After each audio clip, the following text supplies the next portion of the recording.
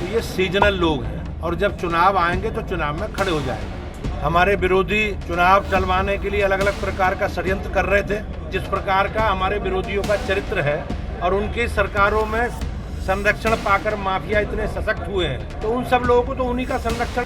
उत्तर प्रदेश में नगर निकाय चुनाव की घोषणा के बाद से यहाँ का सियासी माहौल गरमाया हुआ है। सभी पार्टियां अपने अपने प्रत्याशियों के लिए मैदान में है। 4 मई को पहले चरण का चुनाव होना है, वहीं 11 मई को दूसरे चरण का चुनाव होगा। इसके बाद 13 मई को चुनाव के नतीजे सबके सामने होंगे। चुनाव में जीत हासिल करने के लिए पार्टियों की सियासी बयानबाजी जारी है। इस बीच बीजेपी प्रदेश अध्यक्ष भूपेंद्र चौधरी ने सपा और बसपा दोनों पर जमकर हमला बोला। जहां उन्होंने सपा को सीजनल बता दिया, उन्होंने क्या कुछ कहा, एक बार आप उसे सुन लीजिए।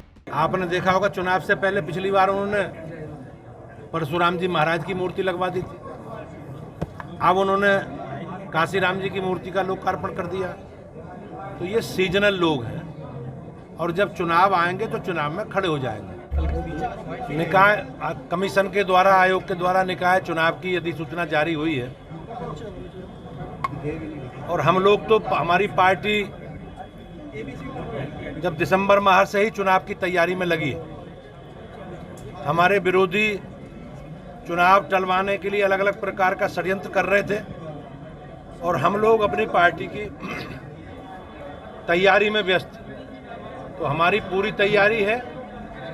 हम लोगों ने जो जो काम किए हैं नगर निकायों में, उन कामों को लेकर जनता के बीच में जाएंगे और मुझे विश्वास है कि भारतीय जनता पार्टी पिछली बार से भी अच्छे राजनीतिक परिणाम इस बार देगी। जीतने वाले लोग देखे जाएंगे और अपने कार्यकर्ता देखेंगे। अब ये पार्टी का जो नीति निर्धारक व्यवस्था है, एक हमारी चुनाव समिति है, वो इन सारे पहलुओं पर विचार करेगी और हम लोग, ऐसा नहीं है कि किसी को रिप्लेस करेंगे।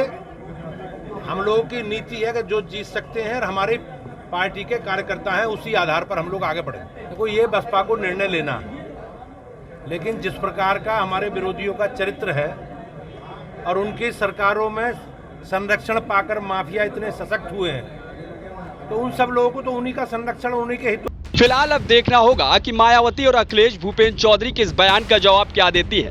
साथ ही यह भी देखना दिलचस्प होगा कि निकाय चुनाव में कौन सी पार्टी अपना परचम लहराने में कामयाब होगी। ब्यूरो रिपोर्ट, द देश।